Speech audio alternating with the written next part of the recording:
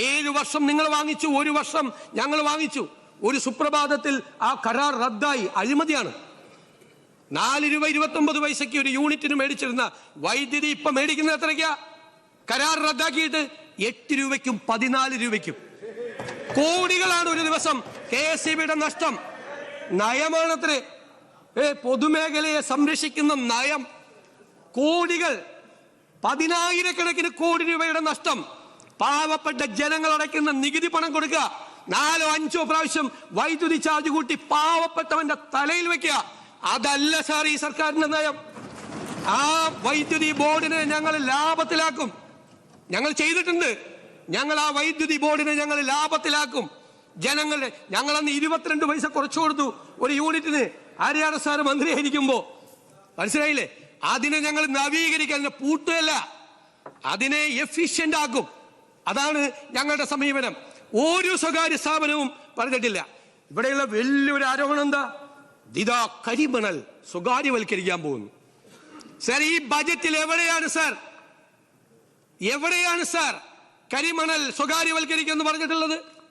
Sir, southern economic കോറിഡോറിനെ പറ്റി പറഞ്ഞിരിക്കുന്ന സ്ഥലത്താണ് ഈ ദക്ഷിണ കേരള സാമ്പത്തിക ഇടനാഴി ശക്തമായൊരു സമ്മിശ്ര സമ്പദ് വ്യവസ്ഥ സൃഷ്ടിക്കുകയും സ്വകാര്യ നിക്ഷേപം ആകർഷിക്കുകയും ഭാവിയിൽ രാജ്യത്തിന്റെ തന്നെ തന്ത്രപ്രധാനവും സമുദ്രബന്ധിതവുമായ വികസന മേഖലകളിൽ മുൻനിര സ്ഥാനത്തെത്തിക്കുമെന്ന്.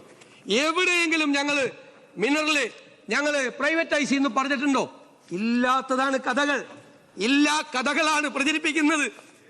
മനസ്സിലായില്ലേ? ഈ നാട് മുഴുവൻ പ്രചരിപ്പിക്കുക കരിമണൽ സ്വകാര്യവൽക്കരിക്കാൻ പോകുന്നു. ഞാൻ പറഞ്ഞ വാചകം ഇവിടെ കോട്ട് ചെയ്തു ഇല്ലേ? ബഹുമാനപ്പെട്ട മുൻ ധനകാര്യമന്ത്രി കരിമണലിനെ കുറിച്ചുള്ള പോളിസിയെ കുറിച്ച് പറഞ്ഞ വാചകം 2024 പറഞ്ഞത്. ഞാൻ ആവർത്തിച്ചു പറയുന്നു, വാക്കുമാറില്ല, യു ടേൺ ഇല്ല, ആ വാക്കിൽ ഉറച്ചു നിൽക്കുന്നു. എന്താണ് ക്രിട്ടിക്കൽ മിനറൽ കോറിഡോർ? കേന്ദ്ര ഗവൺമെന്റും സംസ്ഥാന ഗവൺമെന്റും കൂടി സംയുക്തമായി നടപ്പിലാക്കുന്ന പദ്ധതിയാണ്. സംയുക്തമായി, ഒരുമിച്ച്. ആരൊക്കെയാണ് ഇതിൽ പങ്കാളികൾ? കൺസോർഷ്യമാണ്.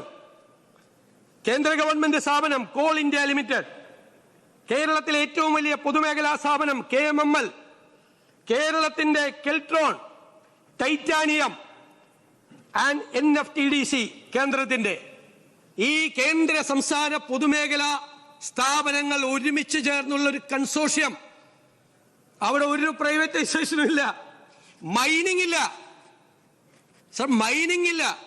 ഈ മെറ്റീരിയൽസ് വാല്യൂ അഡീഷൻ ആണ്. Value addition. ആ വാല്യൂ അഡീഷൻ ചെയ്താൽ ആയിരക്കണക്കിന് കോടി രൂപ കിട്ടും. അത് കേന്ദ്ര ഗവൺമെന്റിന്റെ പോളിസി കൂടി അനുസരിച്ച് ആ ക്രിട്ടിക്കൽ മിനറൽ കോറിഡോർ ഞങ്ങൾ ഉണ്ടാക്കും. എല്ലാം കേന്ദ്ര സംസ്ഥാന പൊതുമേഖലാ സ്ഥാപനങ്ങൾ. സർ, കഥയുണ്ടാക്കാം. ഇല്ലാത്ത കഥകൾ ഉണ്ടാക്കുകയാണ്. ഇല്ലാത്ത കഥകൾ. ഒരു വാചകം ഈ ബജറ്റിലില്ല, ഒരു വാചകം. എന്നിട്ട് പറയാണ് VD സതീശൻ മുഖ്യമന്ത്രിയായി, നയം യു ടേണായി, കരിമണൽ ഇതാ കംപ്ലീറ്റ് സ്വകാര്യവൽക്കരിക്കാൻ പോവുകയാണ്. ആലപ്പുഴയിൽ പ്രസവമാണ്. ആലപ്പുഴയിൽ വാരാൻ കൊടുത്ത ആരാ കരിമണൽ കൊണ്ടുപോകുന്നത്? ആരാ കൊണ്ടുപോകുന്നത് ആ കരിമണൽ? എന്നെ കൊണ്ട് പറയിക്കല്ലേ. ഇതാണ് ഞങ്ങളുടെ നയം. സാർ, ഞങ്ങളുടേത് ഞാൻ പറഞ്ഞല്ലോ, കേരള മോഡൽ എന്ന് പറഞ്ഞാൽ ആരും അഭിനമിക്കണ്ട. ആ കേരള മോഡൽ സ്റ്റാഗ്നന്റ് ആണ്, മന്ദിച്ചിരിക്കുകയാണ്, ഔട്ട്ഡേറ്റഡ് ആയിക്കൊണ്ടിരിക്കുകയാണ്. അതിനെ നവീകരിക്കണം. ഒരു നിയോ കേരള മോഡൽ ഉണ്ടാക്കണം. ആ നിയോ കേരള മോഡൽ എന്താണ്? ഉൽപാദനക്ഷമത വർദ്ധിപ്പിക്കണം, പ്രൊഡക്ടിവിറ്റി കൂട്ടണം, നിക്ഷേപം ആകർഷിക്കണം, വ്യവസായ സേവന മേഖലകളെ ശക്തിപ്പെടുത്തണം, തൊഴിലവസരങ്ങൾ സൃഷ്ടിക്കണം, സമ്പദ് വ്യവസ്ഥയിൽ ഉണ്ടാകുന്ന വളർച്ച, കേരളത്തിന്റെ നികുതി വരുമാനം വർദ്ധിപ്പിക്കുകയും അതിൽ പൊതുസേവനം നടത്താക്കുകയും ചെയ്തു. നിങ്ങൾ പിന്നെ സ്ഥിരം കുറെ വാക്കുകളുണ്ട്. നവ ലിബറൽ നയം സ്ഥിരമാണ്. എത്ര കൊല്ലമായി നിങ്ങളിത് പറയാൻ തുടങ്ങിയിട്ട്? ആ മൻമോഹൻ സിംഗ് എക്കണോമിക് റീഫോംസ് അവതരിപ്പിച്ചു. എക്കണോമിക് റീഫോംസ് അവതരിപ്പിച്ചപ്പോൾ കംപ്ലീറ്റ് നവ ലിബറൽ നിയമം. സർ, എന്താ ചെയ്തത് അദ്ദേഹം? അന്ന് റിസർവ് ബാങ്കിലെ സ്വർണ്ണക്കട്ടി കൊണ്ട് അന്നത്തെ ഗവൺമെന്റ് ലണ്ടനിൽ കൊണ്ട് പണയപ്പെടുത്തി. ഇപ്പൊ കേരള ഗവൺമെന്റ് ആക്കി വെച്ചിരിക്കുന്ന സ്ഥിതിയിലാക്കി വെച്ചിരിക്കുകയായിരുന്നു ഇന്ത്യയുടെ സമ്പദ് വ്യവസ്ഥ. അപ്പൊ എന്താ ചെയ്തത്? എക്കണോമിക് റീഫോംസ് കൊണ്ടുവന്നു, അതിൽ ആക്ടിവിറ്റി ഉണ്ടായി, ഖജനാവ് നിറഞ്ഞു, എക്സൈസ് ഡ്യൂട്ടി കൂടി, ടാക്സ് കൂടി, ഇൻകം ടാക്സ് കൂടി. കാരണം ആക്ടിവിറ്റി ഉണ്ടാവുമ്പോൾ ഖജനാവ് നിറയും. എന്നിട്ട് പറഞ്ഞു നെഹ്റുവിൽ നിന്ന് വ്യതിചലിച്ചു. വ്യതിചലിച്ചില്ല സാർ. ഉണ്ടായ പണം എന്ത് ചെയ്തു എന്നാണ് ചോദ്യം. ഉണ്ടായ പണം, it was an equitable distribution of wealth. സമ്പത്തിന്റെ നീതിപൂർവമായ വിതരണം. ഇന്ത്യയിലെ വിദൂര ഗ്രാമങ്ങളിലെ പാവപ്പെട്ട സ്ത്രീകൾക്കാണ് പണം പോയത്. നരേഗ ഉണ്ടാക്കി ഇല്ലേ, പാവപ്പെട്ടവന്റെ വീടിൽ. ഇന്ത്യയിലെ കുഗ്രാമങ്ങളിൽ ആശുപത്രികൾ ഉണ്ടാക്കാൻ NRHM കൊണ്ടുവന്നു, റൈറ്റ് ടു എഡ്യൂക്കേഷൻ കൊണ്ടുവന്ന് ഇന്ത്യയിലെ വിവിധ സ്ഥാപനങ്ങളിൽ, വിവിധ വില്ലേജുകളിൽ സ്കൂളുകൾ ഉണ്ടാക്കി, അധ്യാപകരെ നിയമിച്ചു. പണം let me complete. ഞാൻ തരാം. ഇതെല്ലാം അവതരിപ്പിച്ചു. അല്ല, ഇത് ശല്യപ്പെടുത്താൻ പറ്റില്ല നിങ്ങൾക്ക് എന്നിട്ട്. അപ്പൊ അത് അവതരിപ്പിച്ചതിന് ശേഷം ആ പണം, അതാണ് അതേ നയമാണ് ഈ ഗവൺമെന്റിന്. അങ്ങ് ശല്യപ്പെടുത്തരുത്. അങ്ങ് ശല്യപ്പെടുത്തരുത്. ഒരു ഗവൺമെന്റ് പോളിസി ശല്യപ്പെടുത്തരുത്. ഒരു ഗവൺമെന്റ് പറയട്ടെ. അങ്ങെന്തിനാ അസ്വസ്ഥരാവുന്നത്? അങ്ങിരിക്കും. ഞാൻ അങ്ങേക്ക് വഴങ്ങാം. ഒരു മര്യാദ ഉണ്ട്. ഞാൻ എന്റെ ഒരു പോയിന്റ് കംപ്ലീറ്റ് ചെയ്തിട്ട് വഴങ്ങാം. അങ്ങേ പോലെ ഒരാൾ എഴുന്നേറ്റ് ഞാൻ വഴങ്ങായിരിക്കോ? ഞാൻ വഴങ്ങാം. അങ്ങ് പ്രക്ഷുബ്ധനാവല്ലേ, ശോഭിക്കല്ലേ, അങ്ങനെ ചെയ്യല്ലേ. ഞാൻ let me complete my point. I am on my legs. You don't have any right. No to interrupt. No.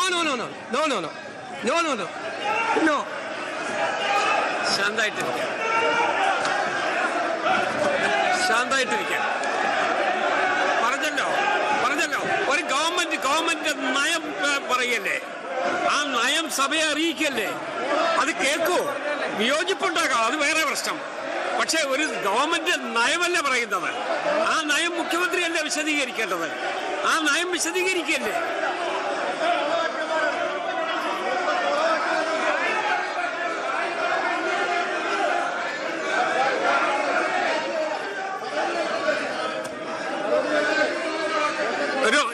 ഒരു ശാന്തമായിരിക്കൂ. ഇവിടെ നടന്ന 3 ദിവസത്തെ ചർച്ചയ്ക്ക് ശേഷം മുഖ്യമന്ത്രി ഈ ഗവൺമെന്റ് നയം എന്താണ് എന്ന് പ്രഖ്യാപിക്കുകയാണ്. ആ നയത്തോട് വിയോജിപ്പ് കാണും, ഇല്ലെന്ന് ഞാൻ പറയുന്നില്ല. പക്ഷേ അത് അദ്ദേഹത്തിന്റെ പ്രസംഗം കംപ്ലീറ്റ് ചെയ്യാൻ അനുവദിച്ചിട്ടല്ലേ. അതിന് നമ്മൾ ഒബ്സ്ട്രക്ഷൻ ഉണ്ടാക്കിയാൽ അതിന്റെ അർത്ഥം എന്താ? ആ നയം എന്താണെന്ന് അറിയണ്ട എന്നുള്ള നിലയിലാണോ? അതുകൊണ്ട് മുഖ്യമന്ത്രി പറയട്ടെ, ഈ ഗവൺമെന്റ് നയം എന്താണ് എന്ന് അദ്ദേഹം പറയുകയാണ്. അത് ശാന്തമായി കേൾക്കൂ. എന്താ പ്രതിപക്ഷ നേതാവ് എന്തോ പറയാൻ? ഒരു ബഹുമാനപ്പെട്ട മുഖ്യമന്ത്രി പ്രതിപക്ഷത്തെ നേരിടേണ്ടത് ഇങ്ങനെയല്ലോ.